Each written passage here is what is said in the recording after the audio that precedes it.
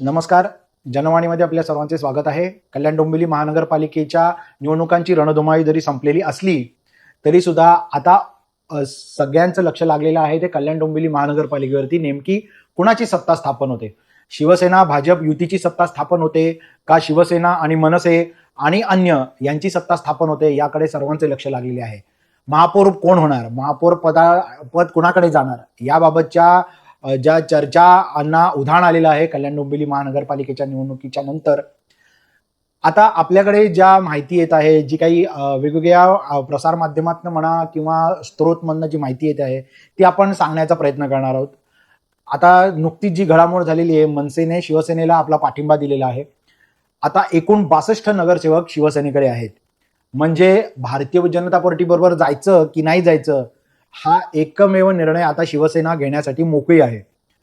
परंतु शिवसेना आणि भाजपची युती राहणार आहे हे पहिलेच त्यांनी जाहीर केलेलं आहे. एकीकडे शिवसेने एवढ्या मोठ्या घडामोडी घडत असताना भाजप मात्र अत्यंत रिलॅक्स आहे.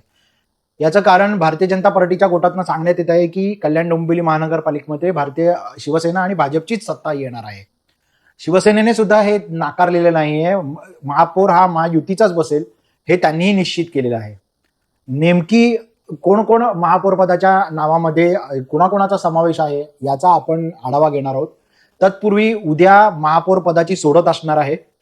महापौर पद हे जर खुल्या वर्गासाठी झालं तर जे जनवाणीला माहिती मिळाली आहे त्यानुसार कल्याण डोंबिवली महानगरपालिकेमध्ये डोंबिवलीचे रमेश म्हात्रे यांची निवड निश्चित मानली जात आहे.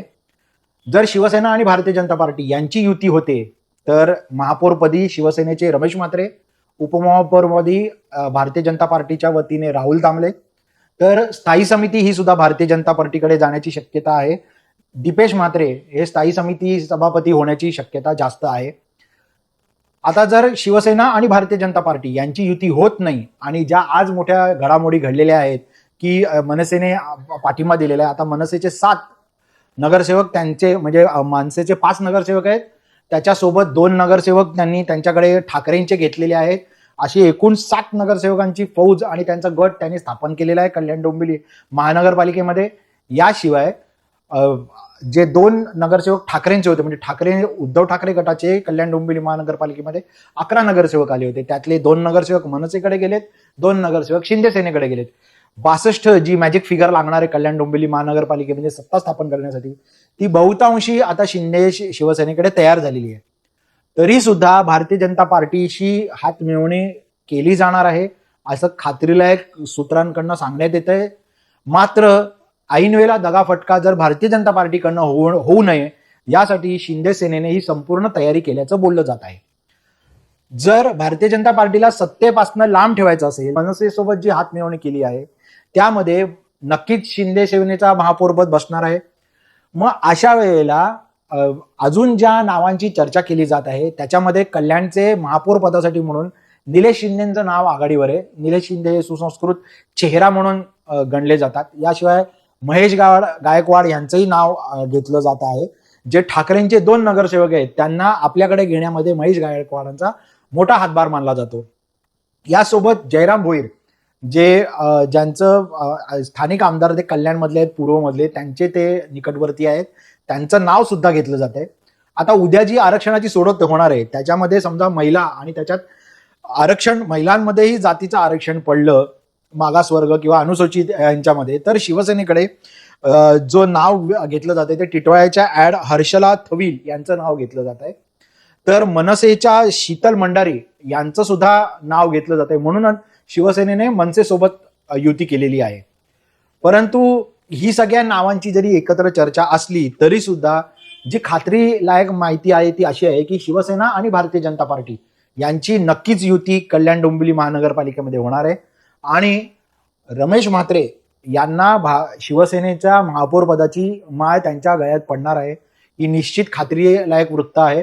तर भारतीय जनता पार्टीकडे राहुल दामले यांना उपमहापौर पद दिलं जाणार आहे. याशिवाय स्थायी समिती सुद्धा ही भारतीय जनता पार्टीकडे जाण्याची शक्यता आहे आणि त्याच्यासाठी दीपेश म्हात्रे यांची या नावाची सुद्धा चर्चा आहे. उरलेल्या ज्या समित्या आहेत त्या शिवसेनेकडे राहण्याची शक्यता आहे. त्याच्यामध्ये म्हणूनच मनसेला सोबत घेण्यात आलेलं आहे. अनेक समित्यांची किंवा गटनेते किंवा ज्या काही प्रभाग समित्या वगैरे असणार आहेत त्याच्यामध्ये मनसेची वर्णी लागण्याची शक्यता आहे. शिंदे सेना ही स्वबळावरती कल्याण डोंबिवली महानगरपालिकेमध्ये सत्ता स्थापन करते. अर्थातच भारतीय जनता पार्टीला डावलून जर डोंबिवली महानगरपालिकेमध्ये सत्ता स्थापन करते तर तिला सत्ता स्थापन करण्यासाठी मनसेची सोबत लागणार आहे आणि जी मनसेने आता दिलेली आहे. त्यामुळे जर शिवसेनेचा महापौर होत असेल तर मनसेला नक्कीच उपमहापौर पद मिळण्याची शक्यता आहे आणि अर्थातच अनेक पदं ही शेवटी शिंदे सेनेकडेच येणार आहेत. महापौर, स्थायी समिती अशी अनेक पदं ही शिंदे सेनेकडे राहतील आणि उपमहापौर पद आणि काही समित्या या मनसेकडे आणि अर्थातच काही राष्ट्रवादी किंवा यांनाही जर सोबत घेण्यात आलं तर त्यांच्याकडे जातील. भारतीय जनता पार्टीला एकूणच सत्तेच्या बाहेर ठेवण्यासाठी आणि विरोधी बाकावरती बसवण्यासाठी शिंदे सेनेने ही तयारी केलेली आहे का अशी चर्चा आता या आजच्या घडामोडीमधनं दिसून येत आहे. अंबरनाथमध्ये ज्या पद्धतीमध्ये राजकारण खेळलं गेलं, ज्या पद्धतीमध्ये शिवसेना आणि भारतीय जनता पार्टीने सत्तेसाठी वेगवेगळी समीकरणं केली, एकमेकांवर कोरडी करण्याचं राजकारण केलं, तोच प्रकार आता कल्याण डोंबिवली महानगरपालिकेमध्ये सुद्धा होतो का हे आता पाहण्याचं औत्सुक्याचं ठरणार आहे.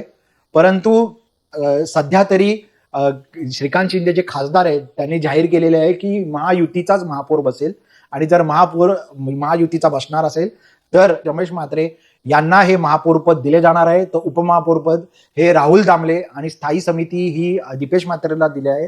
याच्या मागची गणितं अशी आहेत की 15 वर्षानंतर सत्ता येणार आहे, त्यामुळे या जुन्या जे अनुभवी लोक आहेत त्यांनाच पुन्हा सत्तेमध्ये बसवायचं असं धोरण शिवसेना आणि भारतीय जनता पार्टीकडनं आखलं गेलेलं आहे. भारतीय जनता पार्टीची युती जर निश्चित झाली तर अडीच वर्ष पद महापौर पद हे वाटलं जाणार आहे.